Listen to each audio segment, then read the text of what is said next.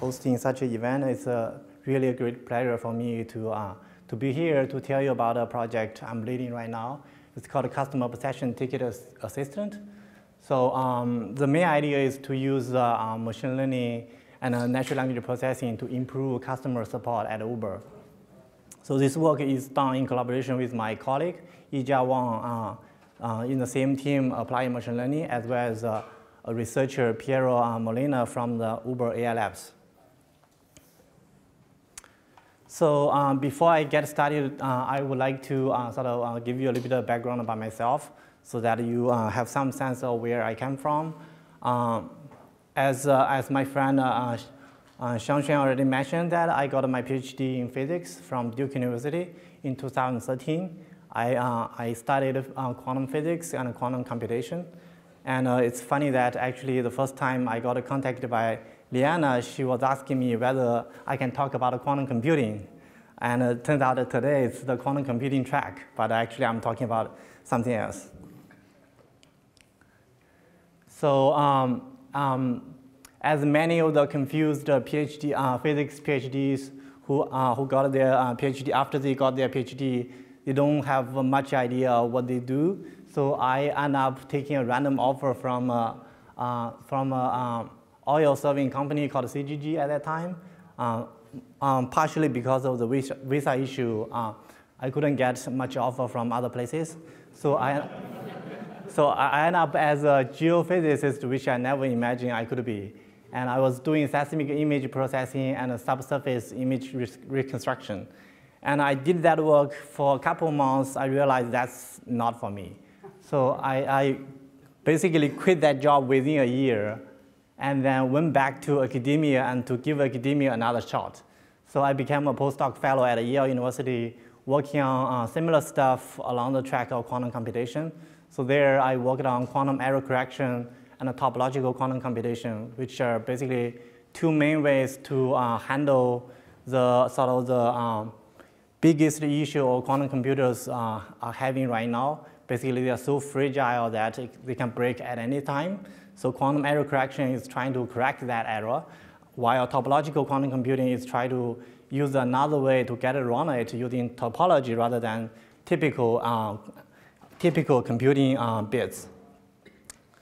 But 2 years into my postdoc, I realized this is really not for me. I'm not. Academia is not something for me. I don't like being a professor. Imagine my life doing writing papers, writing grants, all that. So I really take a leap of faith and jump into the field of data science after some research. And luckily, I became a data scientist at Uber in 2016. And I found something interesting to work on, which is NLP, deep learning, right now conversational AI systems. And I can tell that I'm much happier now working on these things. And the reason is that I'm not only writing papers, but also I can implement stuff and put them into production system and see how people are using them. So that's, to me, that personally, that's much more fulfilling than just writing papers and then hopefully somebody will cite my paper someday. So that's a short story, a journey for me. You can see that it's not a smooth journey. It's quite bumpy, actually, to go through such a process. But two lessons I learned. One is sometimes when you don't know, you just need to do trial and error and see what works. But second thing I learned, which is even more important, is you have to iterate fast. If it fails, if it doesn't work, just move on to something else. Because you shouldn't stuck your life in something which is not working for too long. Otherwise, you won't catch the one which is working for you in the near future. So let's get to the business.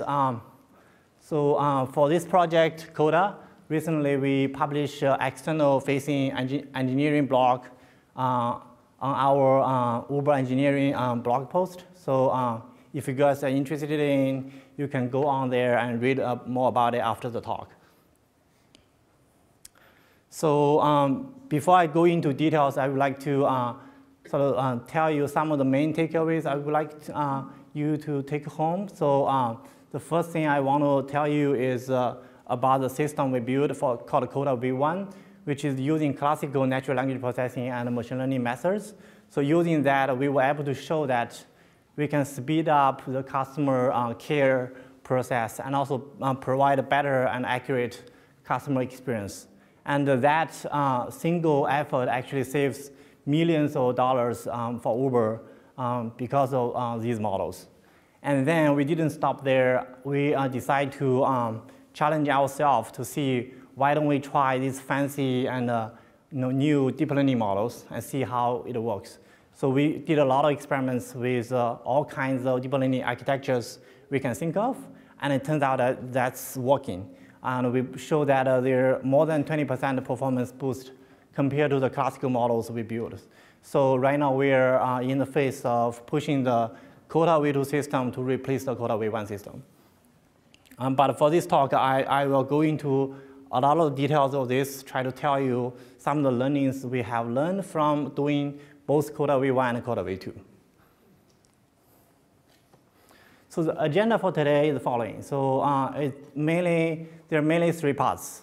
First, I want to sort of give you an idea of the challenge we are facing so that motivate you why we need machine learning and natural language processing to solve such a business problem.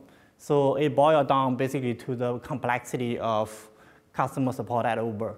And then I'm going to dive deep into the details of the traditional machine learning and natural language models we built for COTA V1, and specifically tell you about the classical NLP pipeline we have.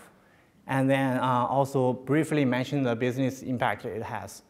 And lastly, I'm going to mostly focus on the deep learning models, which is a part which is most sort of intriguing to myself. And I would like to spend majority of the time going to the deep learning architectures we experimented with, as well as compare the COTA V2 models to the COTA V1 models and see how they stand with each other and how much improvement we can get. And finally, because people always claim that deep learning models are like a black box, so you get something great, but you never understand what's going on. So that basically challenged me to do a deep dive into the models we build to try to understand what's really going on under the hood, so that we know we are not just being lucky or build some black box which is magically working, but we don't understand. So what is the challenge? So as we all know, Uber is growing pretty fast. Firstly, it's ride-sharing business. It's growing globally. Right now, we are operating in more than 70 companies in more than 400 cities. Now we also have Uber Eats business. I don't know whether you guys are following that. Uber Eats now in US is the #1 food delivery service now already, surpassing GrabHub. So that's also sort of like a super hyper growth business as well. Another line of business is Uber Freight. We are also operating in terms of trucks to having trucks load stuff from one point A, then transported to point B. So those are all the businesses which are growing with high speed. And high speed comes with certain burdens and certain responsibilities. So for example, when you use the Uber app, right, you request a trip, but ideally you should assume that everything works perfectly, but that doesn't happen all the time. Once in a while, something went wrong, and you have to file a ticket, right? If, for instance, if the fare is wrong, you want your money back, right? The natural reaction is I need to contact the customer support and file a ticket. So it turns out that we got millions of tickets coming from drivers, riders, eaters every week. Of course, that's still a small fraction of all the trips we have, but the only reason we have millions is because we have so many trips every week. But still, that's a lot of tickets to handle. And not even that. If you look at those tickets, there are thousands of different contact types, thousands of issue types people can raise about the problem they are facing. So this really imposes a problem both in terms of scalability. You have such huge volume of ticket to handle, as well as the variety of problems you have, not even to mention the locality in the problem. One thing, one method which works in San Francisco might not work in London, right? So, so basically the space is complex and it's large. And fortunately, we built our own Uber customer support platform to handle such a challenge. So it all started with the user. When something went wrong, user will select something called a flow node. It's basically within your app, there are certain choices you can make. That's internally we call them flow node. Basically, you can choose, oh, there's something wrong with my fare. Right? You click that, then you go to something, then you write your, you describe your problem, and then you submit a ticket. So that's something we call flow node internally to track it. And then you write a message to complain or to raise your voice about the issue you face. That goes to the, that generates a contact ticket, okay? And that ticket goes to some human, which are basically customer support representatives we hire to solve those tickets. And they look at the ticket, they select contact types, also known as issue types. Basically, they decide what kind of problem this is. And then they look up information about that trip, and then look up policies against such trips, and then they decide what to do. Basically, they take some actions to solve the underlying issue. And finally, they need to draft a template. So we have, internally, we have a bank of reply templates for agents to select from, because they don't need to start from scratch every time. So they select a response using a reply template, and then they send that response back to our customer to inform them what actions they have taken to solve the underlying problem. Hopefully, the customer is happy now. So that's the life cycle of customer support experience. So what's wrong here? What is the challenge, right? Think about it. So this is, on the left, shows the UI front page our agents are using to solve the ticket. So they are exposed to a lot of information, first of all. Second, they need to update, as I mentioned, they need to update the contact type in order to solve the ticket. So internally, we have more than 1,000 contact types. And those contact types are stored in a hierarchical tree structure. So if you look at the distribution of the tree structure, it's a majority of the contact types has a depth between 3 and 6.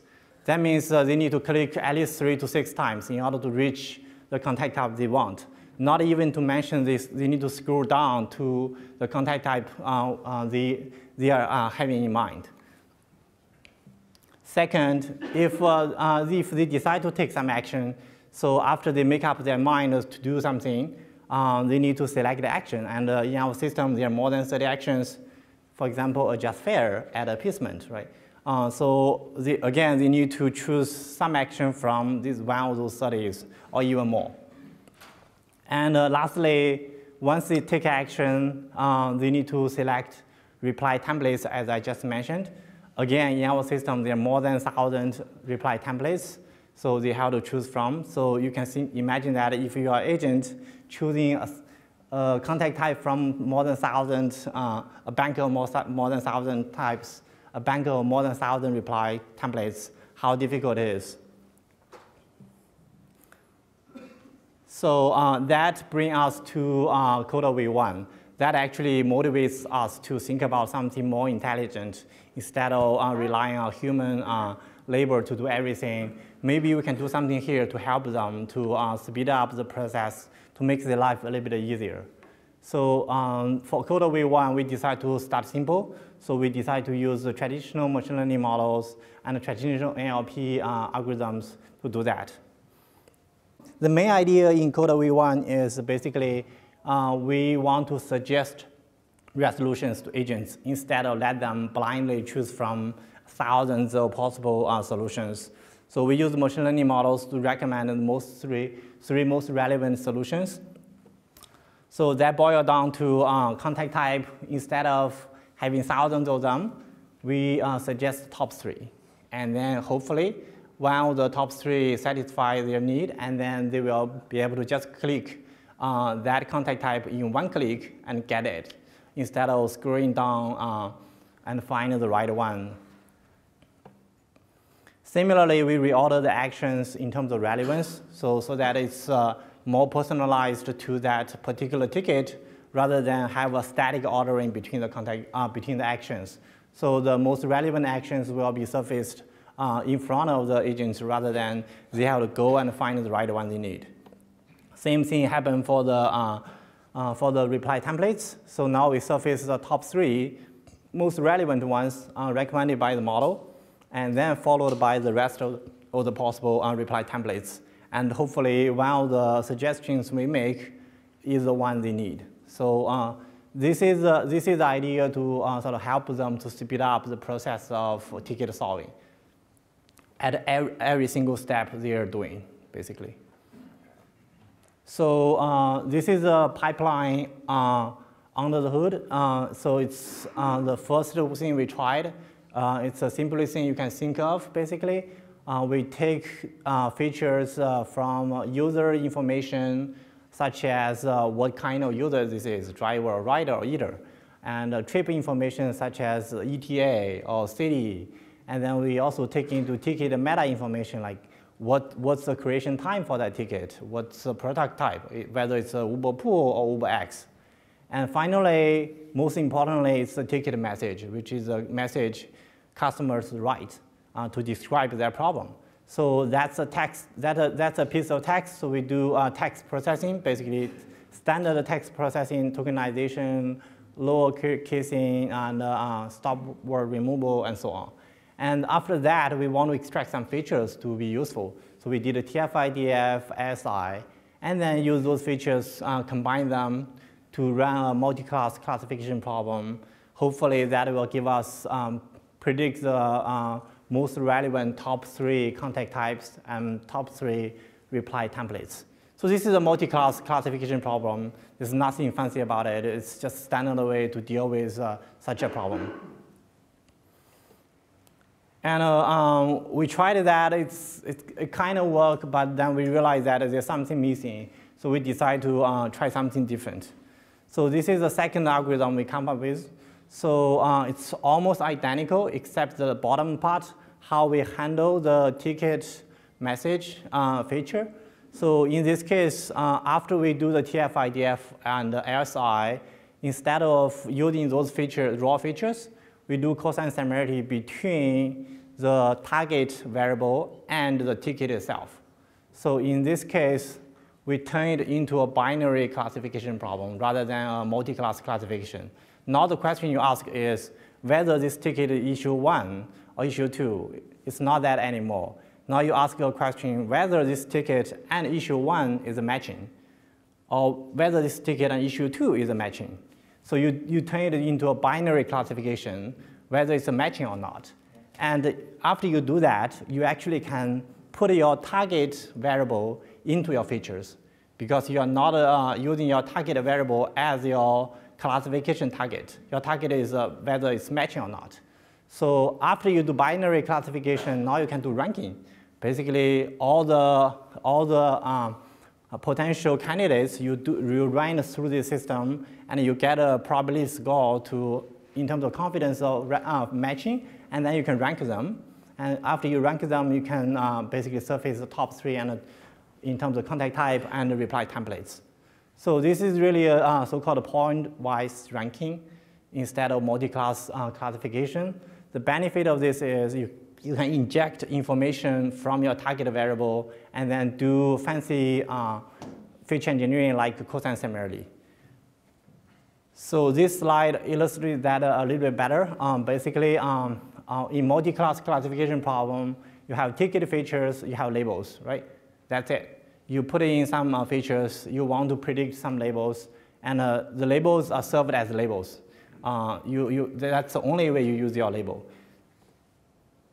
But in point-wise ranking problem, actually you can use your labels and turn them into features as well.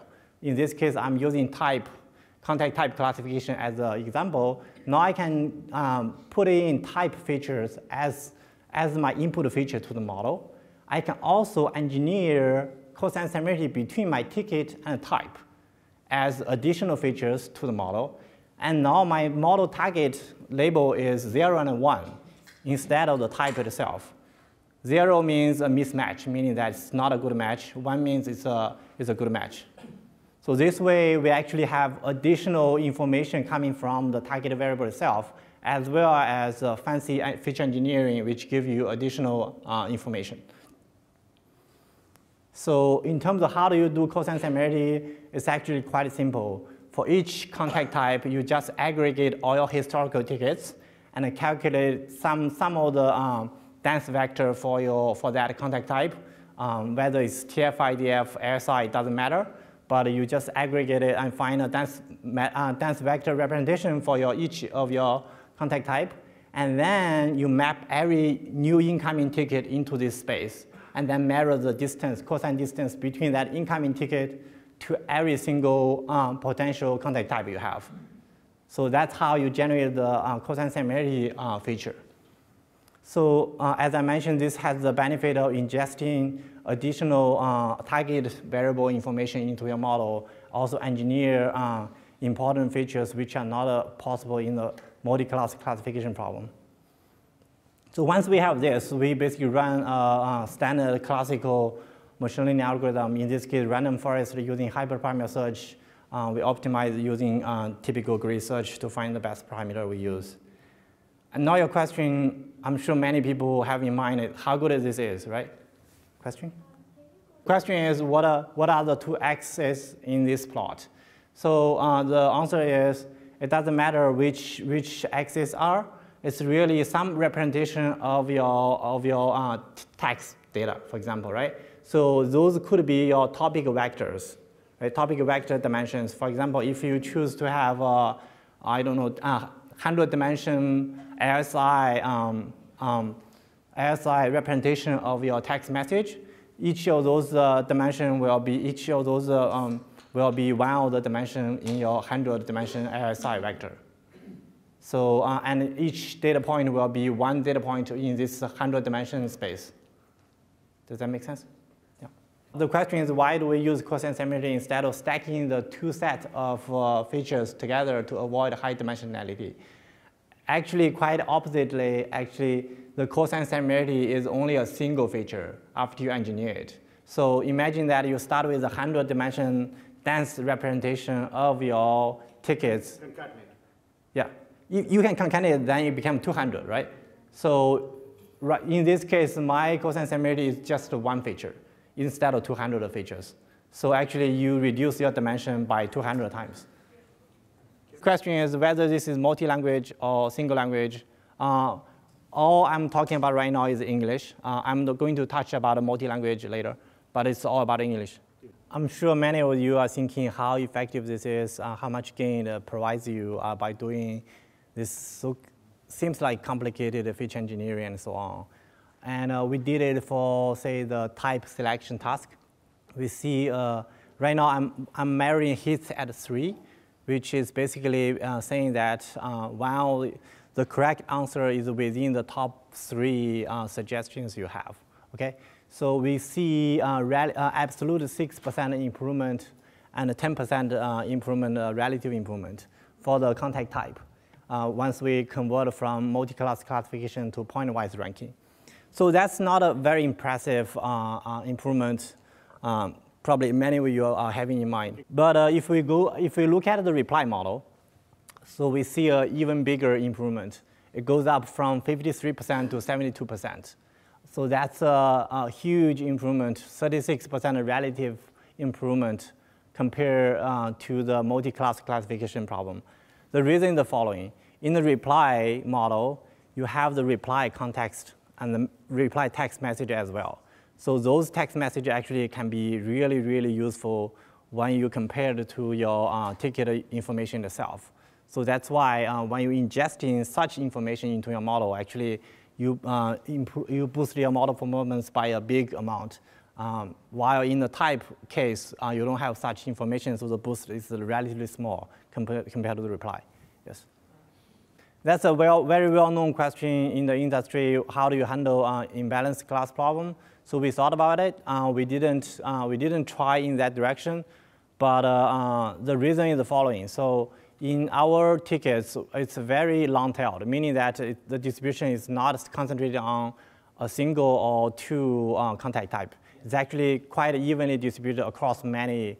And but that's a really valid point. Something we are thinking of looking back later. Yeah. Okay, thank you. No problem. So after we roll out the model, of course, you want to test whether this is working or not. So we push it to production and did an A/B test. So on the left, it's the control. Basically, it's the UI agent C, the default UI agent C. So there's nothing there. They still need to go through the typical route of making a lot of clicks in order to find the right contact type they want. On the right shows the treatment group, which basically we surface the top 3 most relevant suggestions made by the model on top of the Euro UI they see, typically see. And we see that after we do the experiment, we analyze that, we found that it actually reduced the average handle time by about 10% compared to the control group. And the customer satisfaction is roughly the same between the two groups. So if you translate that into dollar amount, that's millions of saving per year for Uber. So somebody asked me about the multi-language problem.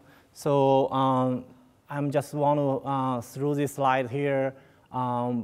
We are what I have talked so far is about English, because English is the biggest sort of market we have so far. So English models are in production. We see that we can improve the average handle time by more than 10%. For Spanish and Portuguese models, we are testing them offline and beginning A/B testing right now. So together, they will be able to cover 90% of all the tickets we have globally. So the performance across the 3 major languages, English, Spanish, and Portuguese, measured by the hits at 3, are roughly consistent for 3 different tasks of type, reply, and action. So they're in the ballpark, they're mostly consistent with each other, meaning that there's no big surprise when you do things across languages.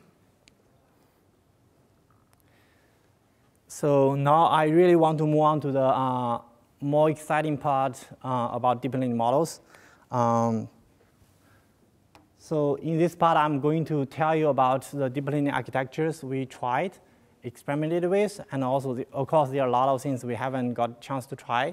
But I want to tell you some of the things which are working, things which may not work, and so on. And then make a comparison between the COTA V2 system using deep learning models versus COTA V1 system using the classical NLP and machine learning models, and see how does it compare. And finally, I really want to do a deep dive into the deep learning models to understand what are the deep learning models learning, why it's working, and so on. This is a generic architecture we have in mind. So on the left, it shows input features. In this case, it could be text features, could be categorical features, could be numerical features, binary features, set features, sequence features, whatever you can think of.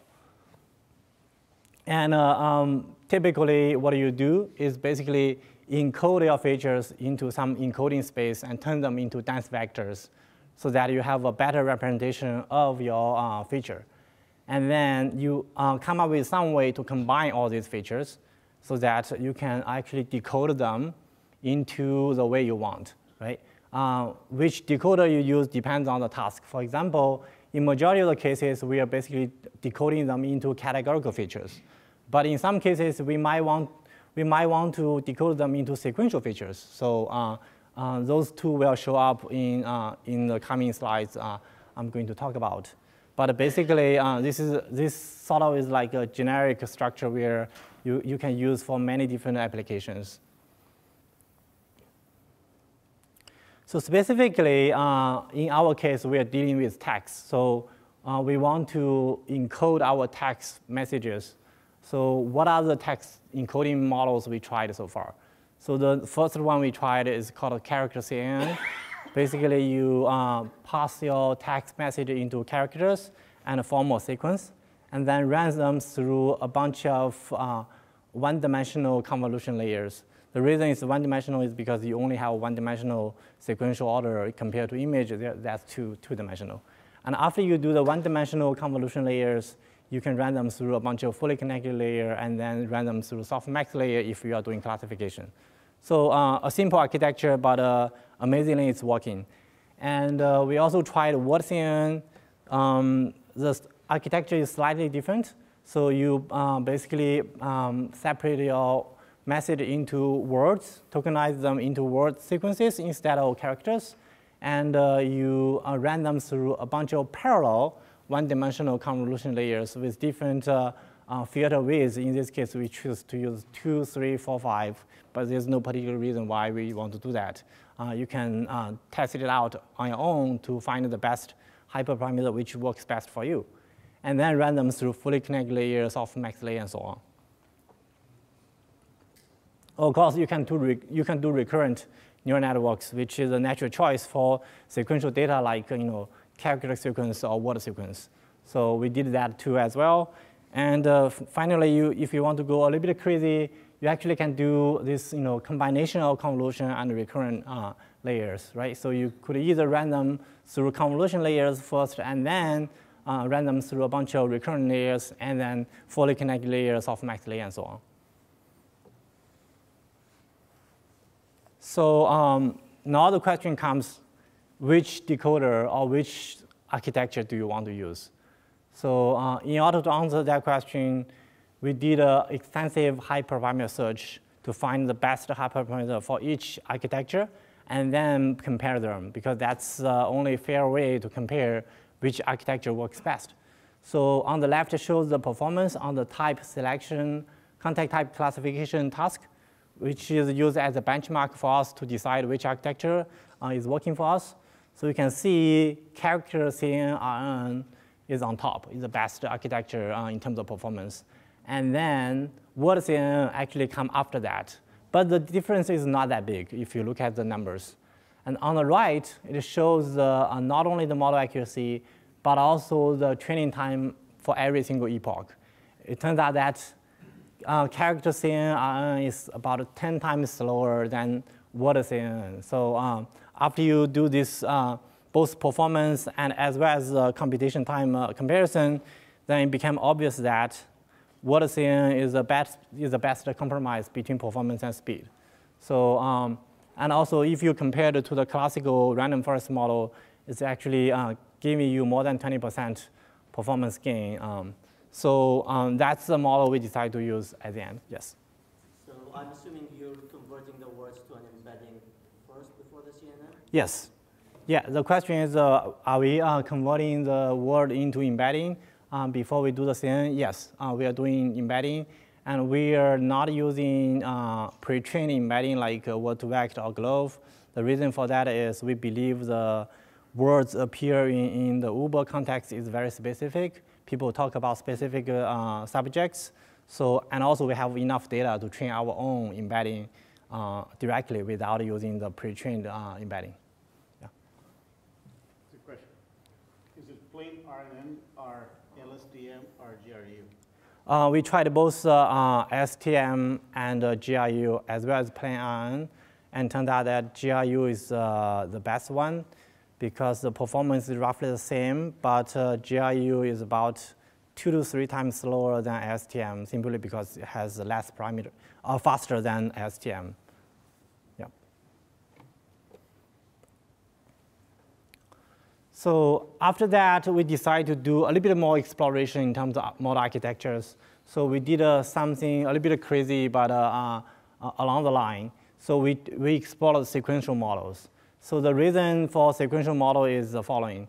The motivation is that our contact type is a tree structure, right? So if you look at the top left, so our contact type goes like contact type is 0, then it has 3 child, contact type 1, 2, 3, and then contact type 3 has 3 child, contact type 4, 5, 6. And contact type 4 has 3 child, 7, 8, 9, right? So it's a tree structure. So in previous case, we are trying to directly predict contact type 8 as our target variable.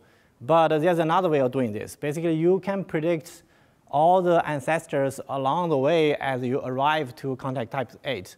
Contact type 0, contact type 3, contact type 4, and contact type 8. That will become a sequential prediction problem.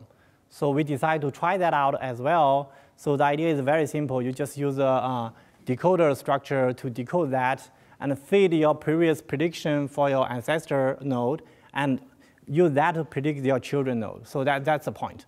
And you do that for contact type 0, it output contact type 3.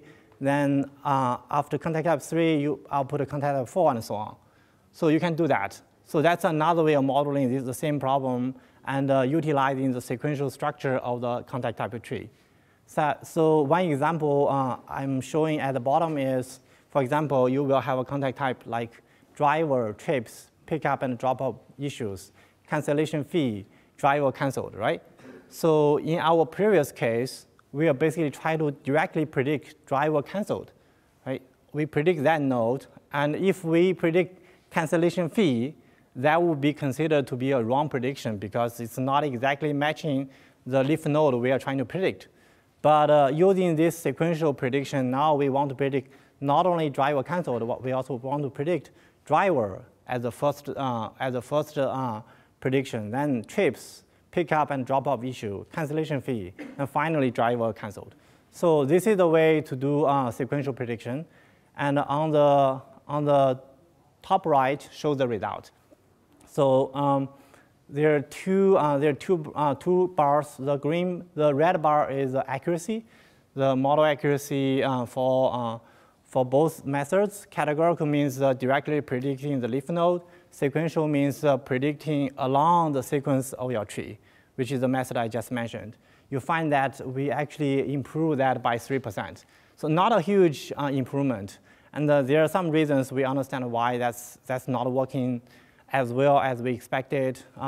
It's related to one of the questions the audience, some of the audience raised. It's a sample imbalance problem. We have to deal with that. We haven't get to the point to handle that yet. But if you look at the orange bar, which is accuracy including ancestors, meaning that if my model predicts ancestor, I consider it to be right, even though it didn't get to the final leaf node yet. But if I include a case like that, the improvement actually is bigger. It's twice bigger than the first improvement. Actually goes from 67 to 73. So which simply means using sequential prediction, you actually make more reasonable mistakes. Even if you make mistakes, but your mistakes are more reasonable because you are using this sequential information to predict along the way rather than directly go to the leaf node. The other thing we experimented with is adding dependencies between tasks. Remember, in our case, we have not only just a single task. We try to predict the contact type, but we also try to predict the reply template agent should be used. And these two tasks are not independent. Actually, they are dependent because you decide the contact type first, and then you decide what kind of reply you use. So these are actually very highly correlated tasks. So because of that, we decide to basically add dependency between those tasks.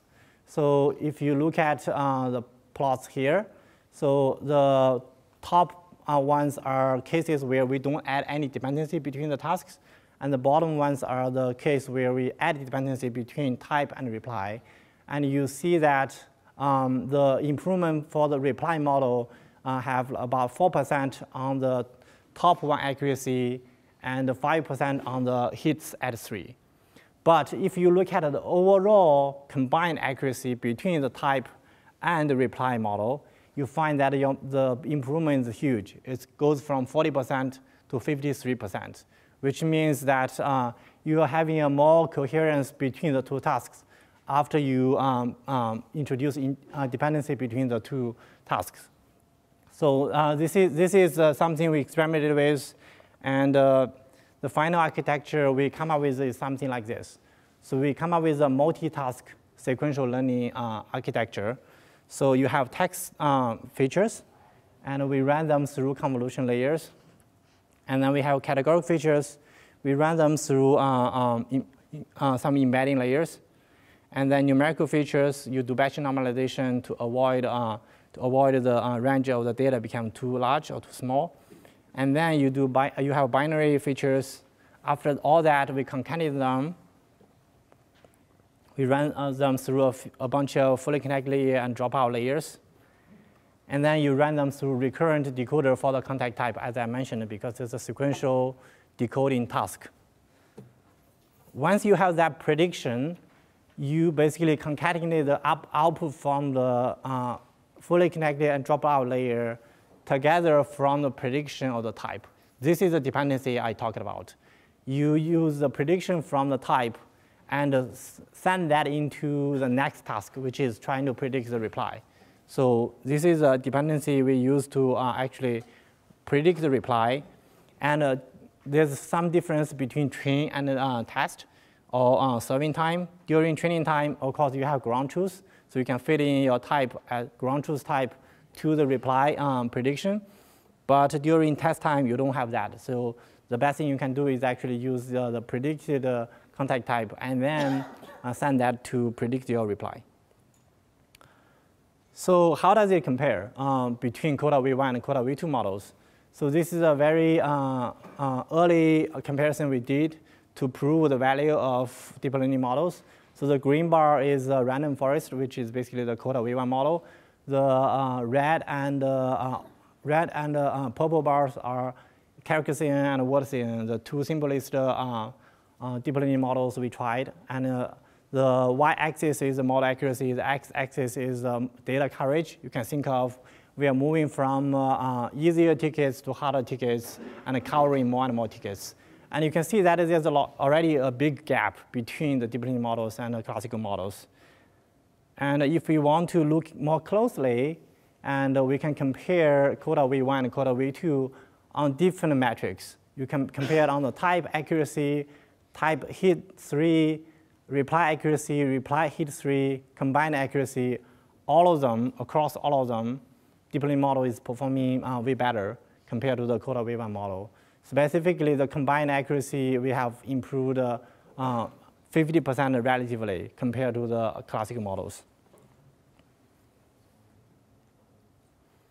So this is a comparison between the two pipelines. On the top is the classical NLP machine learning pipeline we come up with. On the bottom is deep learning architecture pipeline we come up with. And there are some pros and cons in terms of doing deep learning. So it's not always as shiny, as sexy as people advertised. So one thing it does bring you is a simplified pipeline without the need for explicit feature engineering. The reason I'm mentioning explicit feature engineering is because actually deep learning is doing all the heavy lifting for you. You don't need to do the cosine similarity feature engineering now. Deep learning is doing that for you. But you have to find the right architecture to do that.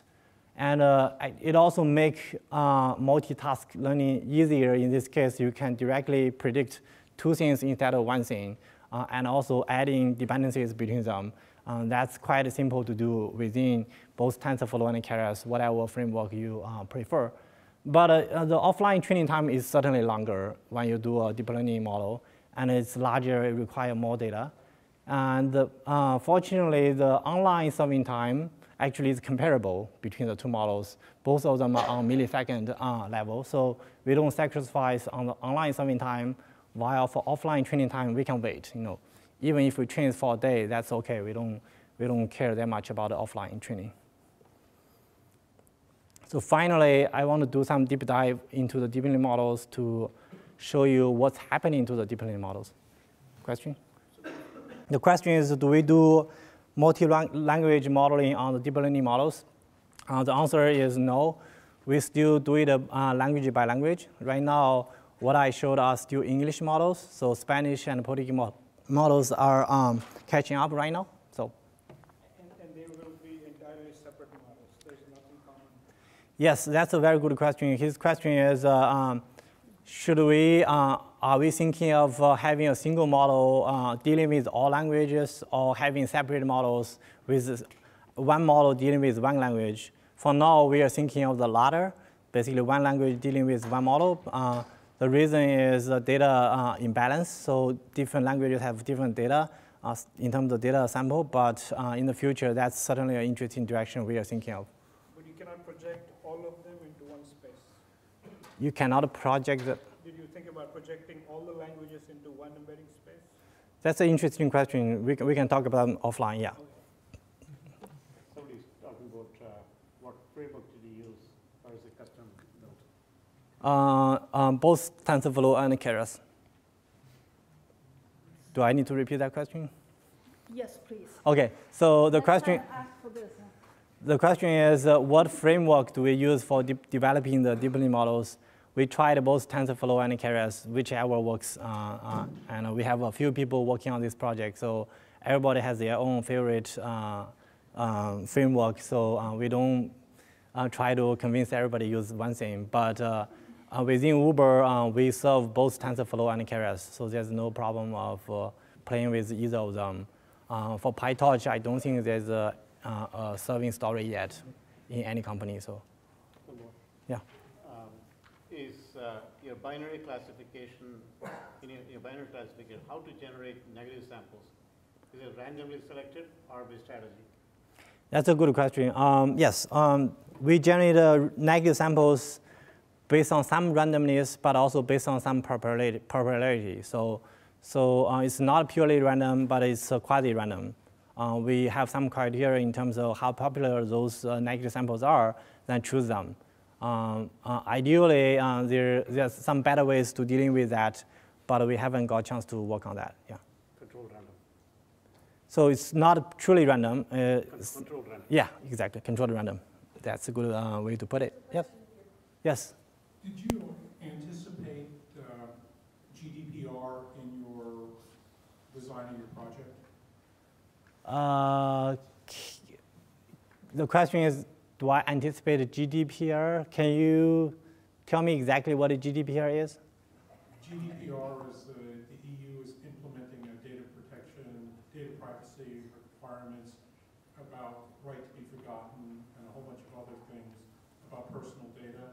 Yes, we just gone through that process within the company-wide, for a couple of weeks already. Yes.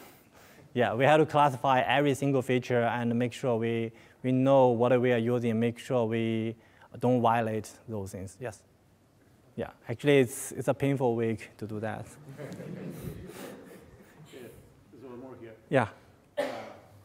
If language-specific models, how did you manage English, which can have different flavors, which can have some words from Spanish or Portuguese?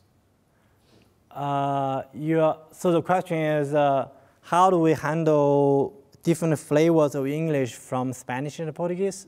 Different flavors to English. English can have Spanish and Portuguese words in them. Yes.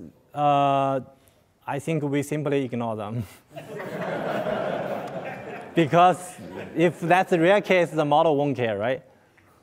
The model only pick up signals which is strong enough. If I don't know, 1 out of a million of those words are Spanish or Portuguese, then it's going to be ignored by the model. Yeah, that's just the reality. The question is, will we have a sort of voice-based UI conversational interface to interact with the customer based on this? The answer is no. This whole thing won't work if we want to do conversational. We should rewrite the whole thing and step by step and restructure it in terms of dialogue system rather than such a simple framework. Yes. So yeah, people talk about this, deep learning models are data hungry. I just want to prove it for myself and for my colleagues. And so I did this experiment, basically test the model accuracy against the training data size we have. Fortunately, we have enough data. We have like millions of data, training data, and they're labeled by our agents. So as you can see that, as I crank up the training data size from 500,000 to 2.5 million, the model performance is still improving. We haven't saturated yet. So that really means, yes, if you want to do deep learning models in this case, you need a lot of data. So it is data hungry. And the other thing is, what is the model learning, right? We know the model is performing better than the classical models, but why? or how does it work. So why the model is able to learn better representation to classify the task we want. So this is something we look into. In this case, we look at the contact type embedding. So what's plotted is really the contact type for 3 different classes: rider, driver, and other classes. And we plot them, we project them to the 2D space using t-SNE plot, and it shows that it actually shows pretty nice clustering between different type of contact types. You see kind of a clear separation between rider and driver. Of course, the other class is a very small class, so it's embedded within. But this nice separation between the driver and rider give us some confidence that the model is learning something useful. And if you are not convinced, I'm going to show you something like this. So this is a word embedding we learned. So somebody mentioned that are we learning word embedding from scratch? So we learn word embedding from scratch because we believe we have enough data. Also, the words we are using are Uber specific. So these are the word embeddings learned by the model. So let me guide you through a bunch of observations. So for example, riders and passengers, right? They are pretty close by in our t-SNE plot after we project the 2D. And the vehicle and a car, they almost like collide with each other on this plot. And riders, they're not that far away. I wouldn't say that's great, but still, it captures this distance. And the waiting and wait, they are very close by to each other. Canceled and cancel, same thing. Call and phone, they are related. And finally, there's this large cluster of things which are all money related. Fare, charge, payment. I'm sure PayPal will care about that. Credit and so on. So actually, I'm pretty happy to see that all these money-related stuff are all clustered in that corner, and they are close by to each other. And lastly, there's some surprise which actually I don't even know. So I don't know how many products Uber have, even though I worked there for almost 2 years. So I decided to plot the product embedding, all the embedding we learned about the products. And surprisingly, I find a lot of pools products, which I don't even know, like $5 pool. I don't know it exists, Toggle pool and so on. So, and it turned out that they are all clustered in that corner. And also UberX as well. We have UberXL, UberX North, which I don't know what it is. But again, they are clustered together there. And also Select and Uber Select, Black car, Uber Black. All these products, even products, they are close by. They got grouped together within our embedding space. So that's also another sort of confirmation to me that the model is learning something useful, not arbitrary. And finally, I also want to understand when the model is performing well, when the model is performing poorly. So here I'm plotting basically the contact type length, the message you type into our support system and submit it, and how does that impact the model performance. So on the top, I'm showing the histogram of tickets in terms of message length. And I break them into true positive and false positive, color coded in green and red. On the bottom, I'm showing the model accuracy, again, plotted as a function of message length. You can see that actually, surprisingly, the longer you write, the worse the model performance is. Actually, the shorter, the better. So this probably makes sense after surprise. This is a surprise to me at the beginning, but after I think about it, probably makes sense because the longer you write, the most important information is like embedded within a long sentence, even a couple, sentences which get lost basically. The model cannot pick up that signal. But if you write a really concise description of the problem, then the model can realize, oh, it's this problem. So that makes sense after a second thought. So this line is just a guide to eye to show you that the trend of the decreasing of the model accuracy as the message length goes on. Number of letters or number of words? Number of words. Yeah.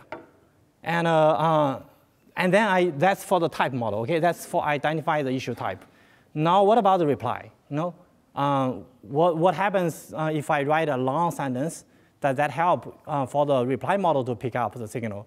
It turns out that that's not the case. If you look at the accuracy as a function of the message length, it's roughly flat.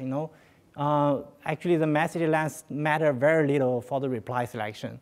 That makes sense as well, because once you identify the issue type, it's not about what you write. It's about what happened to that trip, right? It's about all the facts to that trip, whether that trip has something wrong or not. So because the model already picked up the signal or the issue type, now it's about solving the problem. It's not about identifying the problem. So the reply shouldn't be dependent so much on the message itself. So that, again, makes sense to me.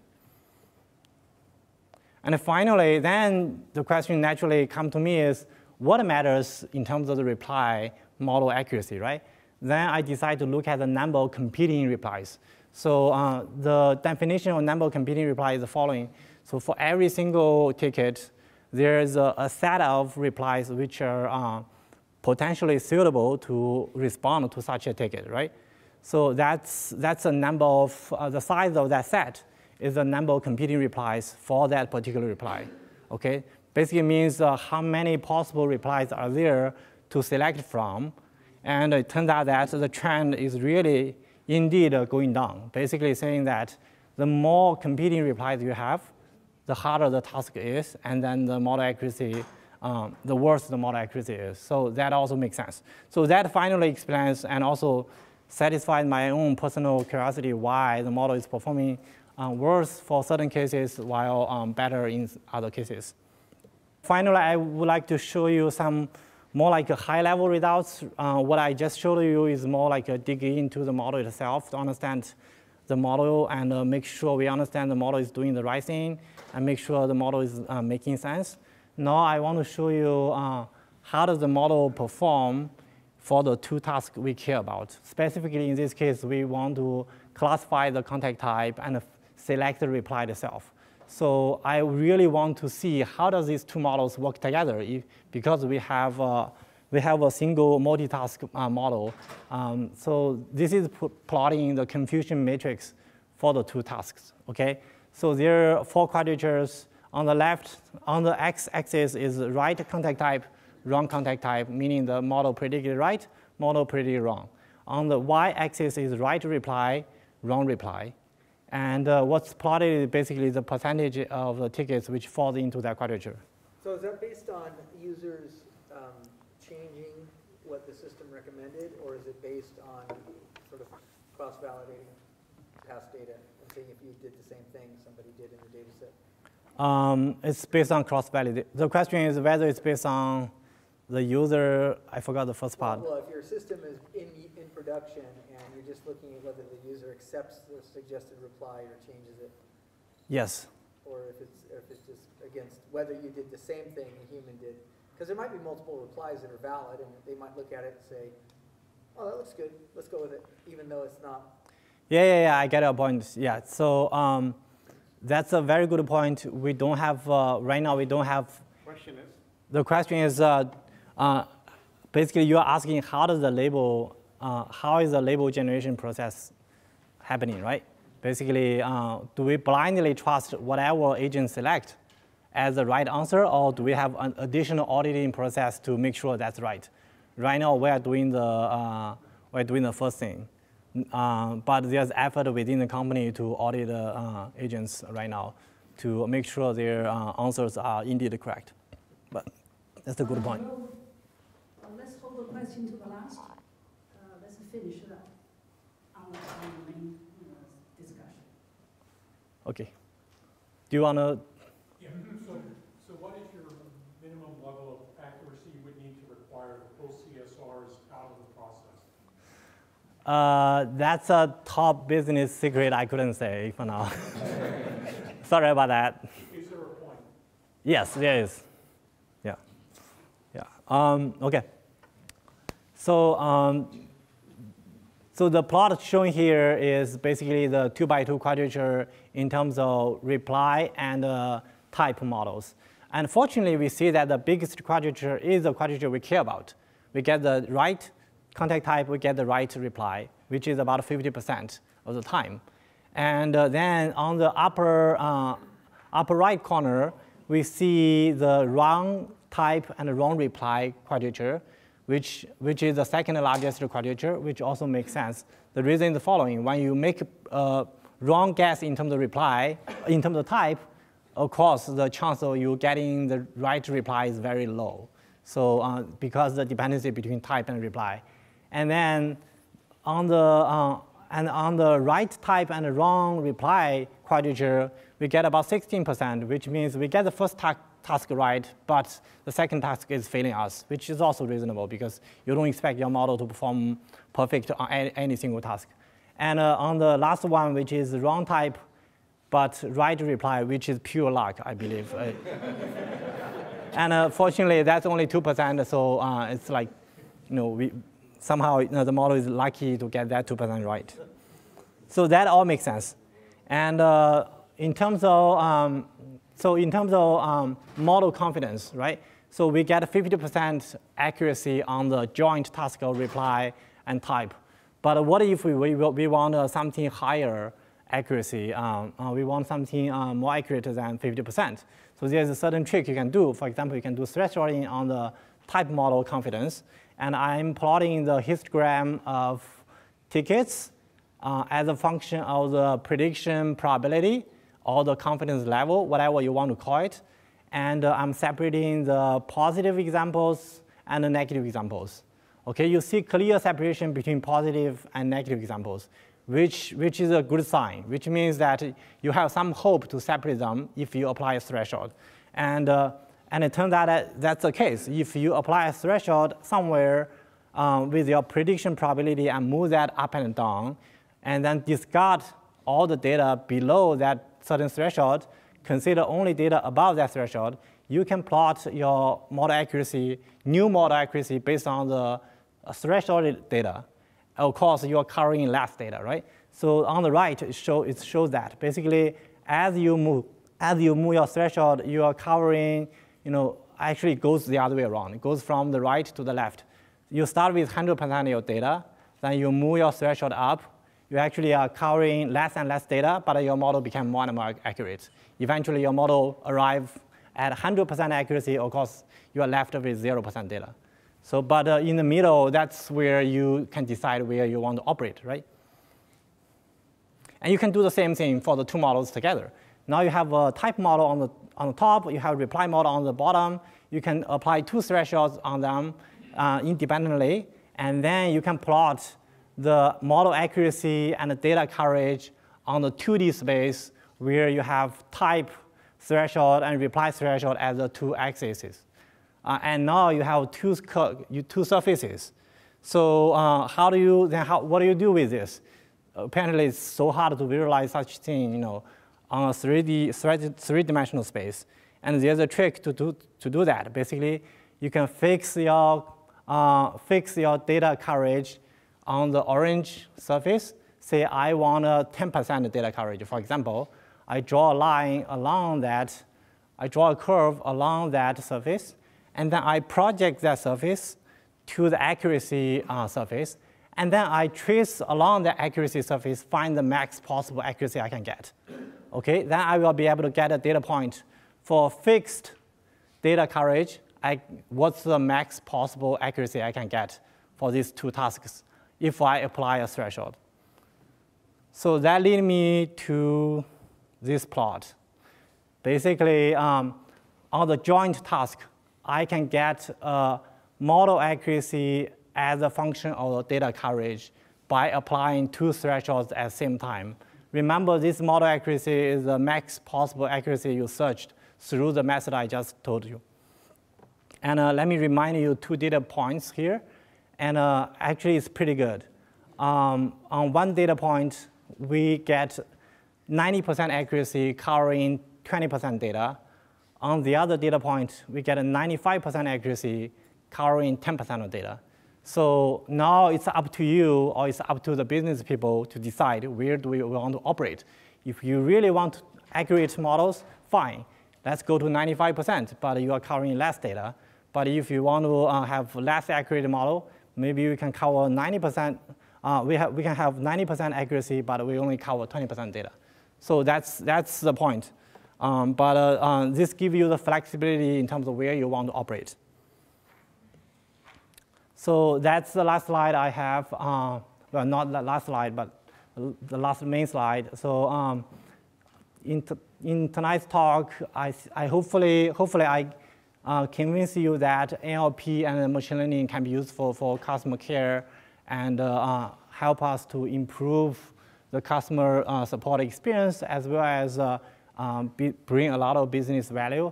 And also, hopefully, I convince you that if deep learning is used properly, you can actually do a better job compared to classical models. But of course, there are some caveats in terms of data hemorrhage and so on. But if you are doing it right, it will be great for you. So thank you for your attention. I have one more slide to highlight that this is a cross-functional collaboration between many teams at Uber, including Applied Machine Learning, AI Labs, Customer Obsession, Michelangelo, which is our in-house machine learning platform team, sensing and processing team. And we are hiring. Thank you so much.